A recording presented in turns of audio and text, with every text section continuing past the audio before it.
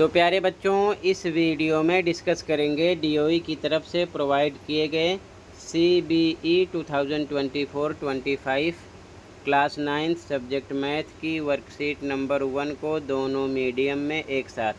इससे पहले की मिशन मैथमेटिक्स वर्कशीट अभी तक जितनी प्रोवाइड की गई है डीओई की तरफ से दोनों मीडियम में अपलोड है, साथ में असेसमेंट भी मिल जाएगा। और अगर आपको ज़्यादा प्रैक्टिस करना है तो लास्ट सेशन की सभी worksheet, assessment, mid term paper, practice paper, annual paper with solution मिल जाएंगे। कमेंट में प्लेलिस्ट की लिंक मिलेगी, ओपन करके आप अच्छे से प्रैक्टिस कर सकते हो। तो ध्यान से देख लो इस वर्कशीट को, ठीक है।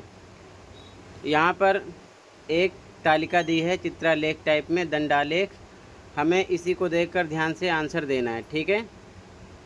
तो यहाँ पर क्वेश्चन है, उपर्युक्त दंड आलेख 4 अलग अलग विषयों में ऋचा द्वारा प्राप्त 100 में से अंकों को दर्शाता है। दी गई जानकारी के आधार पर निम्नलिखित प्रश्नों के उत्तर दीजिए।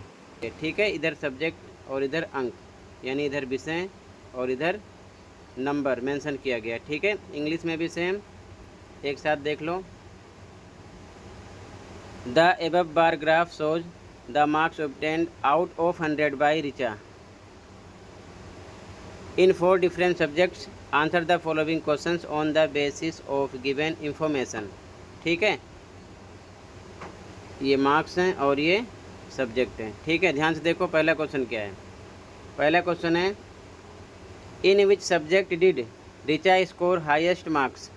कौन से सब्जेक्ट में ऋचा सबसे ज़्यादा नंबर प्राप्त कर रही है। यहाँ पर देख सकते हो हिंदी मीडियम में, ठीक है ना। किस विषय में सबसे ज़्यादा अंक प्राप्त किए हैं। तो ध्यान से देखो इस बार ग्राफ में हाईएस्ट कौन है।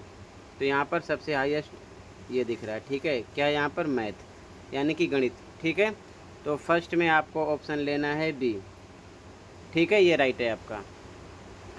इंग्लिश मीडियम वाले भी सेम, फर्स्ट में लगाएंगे मैथ, बी ऑप्शन, ठीक है। आगे देखो second question, in which subject did Richa score lowest marks. सबसे कम कौन से सब्जेक्ट में नंबर आए हैं। तो देखो सबसे नीचे ये है, ठीक है। तो ये सबसे कम होगा हिंदी, ठीक है। तो इसमें आपको हिंदी लगाना है ऑप्शन में। हिंदी मीडियम में देख लो,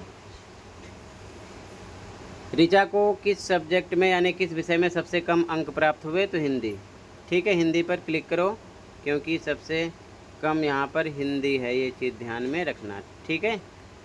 अगला क्वेश्चन थर्ड देखो, ऋचा द्वारा प्राप्त अंकों का औसत क्या है। ध्यान से देखो इंग्लिश में,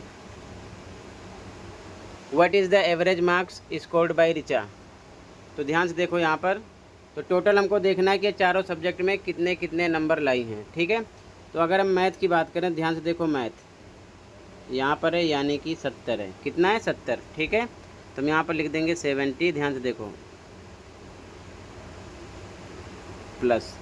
अब साइंस की बात करेंगे तो साइंस में देखो कितना है, यहाँ पर है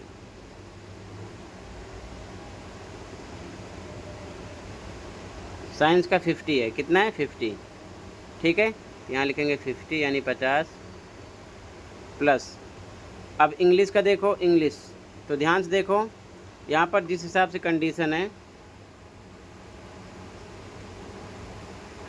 यहाँ पर आपको समझना है। जैसे मान लो ये है, ठीक है ना, ये तो ध्यान से देखना 60 और 70 के बीच में 5 लाइनें, 60 और 70 के बीच में 5 लाइनें, यानी ध्यान से देख लो 60 यहाँ पर है, 1 2 3 4 5।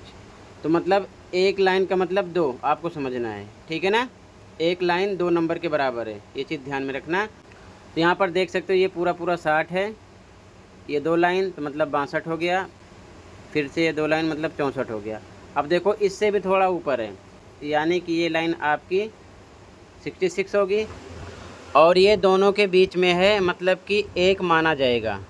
तो 64 एक 65 हो जाएगा, ठीक है। ये चीज़ ध्यान में रखना, ये आपको समझना है। तो कहने का मतलब फिर से आप समझ लो ध्यान से क्या क्या लिखोगे। इसी प्रकार फिर से देख लो, मैथ में 70 है, यहाँ लिख दिया 70 प्लस साइंस में इनका है 50 यानी 50 लिख दिया प्लस। अब यहाँ पर देखो इंग्लिश में इनका हो रहा है 65, कितना हो रहा है 65 प्लस हिंदी में देखो, हिंदी में भी सेम कंडीशन है, 40 से 2 लाइन ऊपर है और तीसरी लाइन दूसरी लाइन के बीच में है, ठीक है ना। यहाँ पर देख सकते हो इस कंडीशन में 40, 2 42, 2 44, 1 45 हो गया, ठीक है। तो यहाँ पर क्या लिखोगे आप 45 है हिंदी में भी, ठीक है। ये चीज़ ध्यान में रखना, अच्छे से आप समझना, 45 है। और एवरेज के लिए बटे में जितने सब्जेक्ट हैं उससे डिवाइड कर देते हैं, 1 2 3 4, मैथ साइंस इंग्लिश हिंदी, 4 से आपको डिवाइड करना है, ठीक है। क्लियर है। अब आगे इसको जोड़ोगे तो ध्यान से देखो, ऊपर का नंबर प्लस करोगे कितना आ जाएगा 230, यानी 230/4।